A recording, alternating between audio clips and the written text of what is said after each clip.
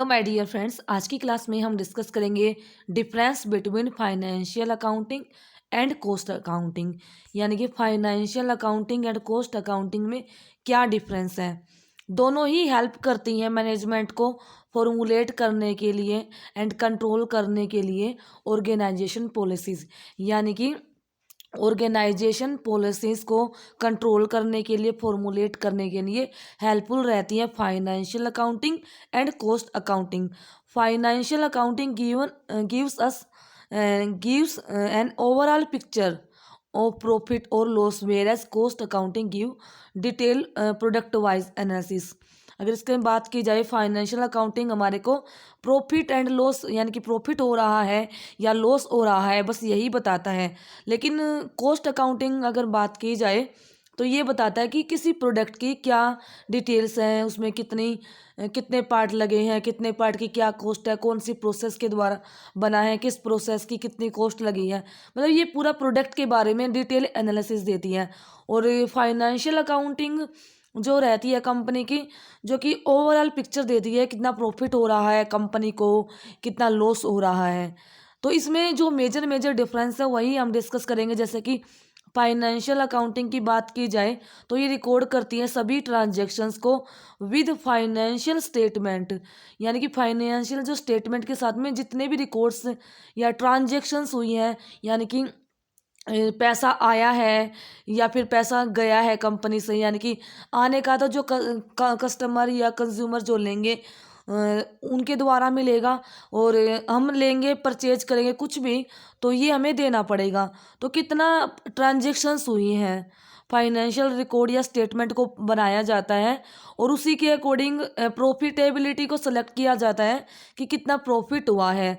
तो इसमें financial position है कंपनी की, उसको एनालिसिस किया जाता है, एनालाइज किया जाता है, स्टडी किया जाता है। कॉस्ट अकाउंटिंग क्या होती है?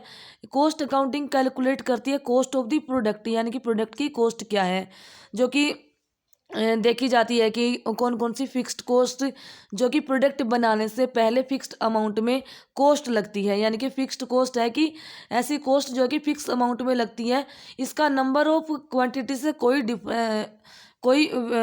मतलब मीनिंग नहीं है, यानी कि कोई रिलेशन नहीं है कि कितना प्रोडक्ट हम बना रहे हैं, ये फिक्स्ड कॉस्ट है, ये तो लगेगी ही लगेगी।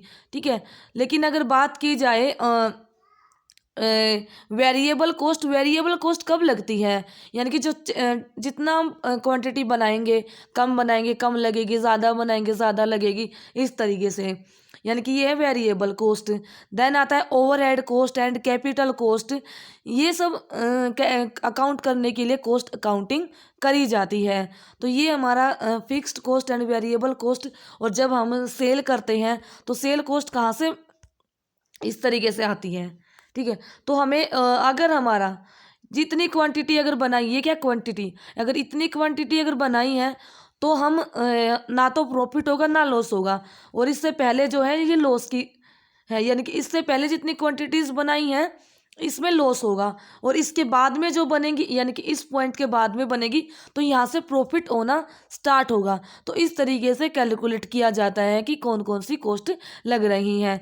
देन आती फाइनेंशियल अकाउंटिंग में अगर बात की जाए तो किसी भी कंपनी की एक सही में करेक्ट फाइनेंशियल पोजीशन कैसी है वो बताती है। देन कॉस्ट अकाउंटिंग कैलकुलेट करती है cost of the product so that management of company can take accurate decision. यानी कि प्रोडक्ट की कॉस्ट को बताती है कि कितनी कॉस्ट लगेगी, उसको कैलकुलेशंस की जाती हैं ताकि जो कंपनी में मैनेजमेंट रहता है वो सही से और एक्यूरेट डिसीजन ले सके। Then correctness of transaction is important without taking care of the cost control. यानी कि कॉस्ट कंट्रोल यानी कि अगर हम ये देखना कि कितना सही से ट्रांजेक्शन्स हुआ है, ठीक है, तो जब तक ये नहीं पता होगा तो कॉस्ट को कंट्रोल नहीं कर सकते। देन आती कॉस्ट अकाउंटिंग कंट्रोल करती cost of the product with the help of costing tool such as standard costing and budgetary control. यानी कि ये कंट्रोल करती है प्रोडक्ट की cost with the help of the costing tool, जैसे कि स्टैंडर्ड कॉस्टिंग जो रहती है या बजट कंट्रोल सिस्टम रहता है, तो उसके द्वारा कॉस्ट को कंट्रोल किया जाता है प्रोडक्ट की। देन आता है फाइनेंशियल अकाउंटिंग। ये इसमें यानी कि period of reporting of financial accounting is at the end of the financial year, यानी कि एक साल में जो फाइनेंशियल ईयर जो 1 अप्रैल से स्टार्ट होता है और 31 मार्च तक रहता है, तो इस दौरान जितना भी ट्रांजेक्शन हुए हैं इनका पूरा रिकॉर्ड रहता है, यानी कि एक प्रॉपर पीरियड तक।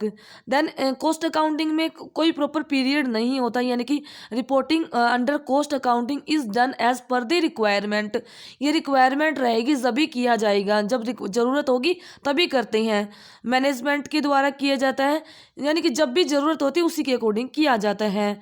देन आता है financial accounting cost are recorded broadly, यानी कि इसमें जो मोटी मोटी कॉस्टिस हैं उन्हीं को ही रिकॉर्ड किया जाता है।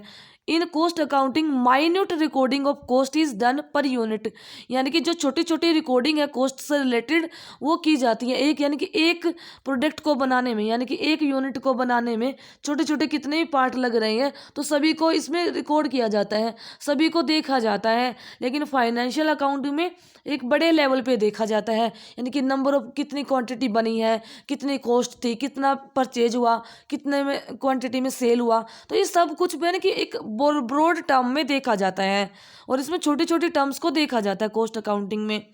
Then financial accounting is not helpful in determine the selling price of the product, यानी जब सेलिंग प्राइस पता लगाना होता है कितना सेल में करना है, यानी कि सेलिंग प्राइस क्या रहेगा, उसमें हेल्पफुल नहीं रहती है। बट कॉस्ट अकाउंटिंग हेल्पफुल रहती है कि सेलिंग प्राइस कितना होने वाला है प्रोडक्ट का। नेक्स्ट है financial accounting can not determine relative efficiency of worker plant and machine, ये तो बताती है कंपनी में प्रॉफिट हो रहा है या नहीं हो रहा है, लेकिन ये नहीं बताती है कि वर्कर कितना एफिशिएंटली वर्क कर रहे हैं, प्लांट की एफिशिएंसी क्या है, मशीन एफिशिएंटली वर्क कर रही है या नहीं कर रही है।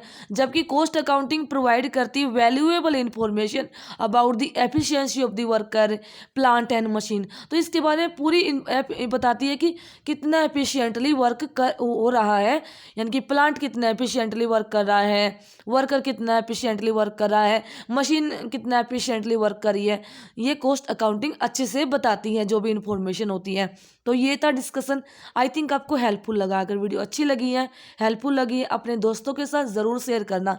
मेरा मोटिव यही रहता है कि आपको कम टाइम में अच्छे से समझ आ जाए ताकि आप इजी से रिलेट कर पाओ सारी चीज़ों को। अगर आपको एफर्ट्स पसंद आता है तो कमेंट करके ज़रूर अप्रिशिएट करना। मिलते हैं अगली वीडियो में। Thank you, have a nice day.